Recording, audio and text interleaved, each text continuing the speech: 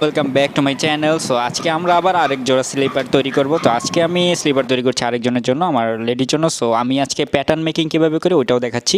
So easy process. So ফার্স্টে আমি পায়ের ছাপ নিয়ে নিলাম, এরপরে কিছু অংশ আমি আন্দাজ করে কেটে নিলাম। সো ওই মাপে আমি কেটে নেব, প্লাস ওপরের আপারের জন্য আমি সেম প্রসেসটাই ফলো করব। এবং আমাদের যে আগের ম্যাটেরিয়ালগুলো বেঁচে ছিল আমার স্লিপার মেকিং করার পর, তো ওইগুলো আমরা কাজে লাগিয়ে দিব। সো ফার্স্টে প্রসেস সেম। সো ফার্স্টে আমরা শক্ত ম্যাটেরিয়ালটা নিয়ে নিব, এরপর আমরা ইয়োগা ম্যাটে চলে যাব। আর এই জুতাতে আমরা দুইটা লেয়ার ইউজ করব কমফোর্টেবল বেশি হওয়ার জন্য। সো ফার্স্টে আমরা আপারটা কেটে নিই। আপারটা আমরা আগে নিয়ে নিই, কারণ ম্যাটটা খুব কম আছে, সো আমরা রিস্ক নিতে চাই না।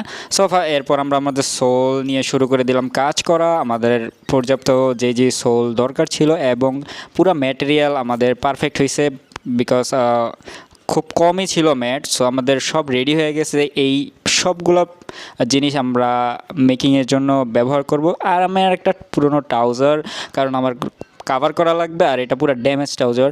আগেরটার মতন আমি এইটাও পুরো একটা আপসাইকেলিং প্রসেসের মতন করছি অ্যাকচুয়ালি। সো এইটাও আমরা একটা মাপ দিয়ে কেটে নেব, এরপর আমাদের সবগুলো সেলাই করা উচিত। আর আরেকটা ইন্টারেস্টিং বিষয় হলো, এটার ভিতরে আমি কোনো ধরনের গ্লু ইউজ করি নাই। এটা পুরোপুরি শিলি স্টিচের মাধ্যমে হয়েছে, আর এর মাধ্যমে আমাদের খরচও কমে গেছে। তো এটা বানাইতে শুধুমাত্র 5 টাকা খরচ হয়েছে। So that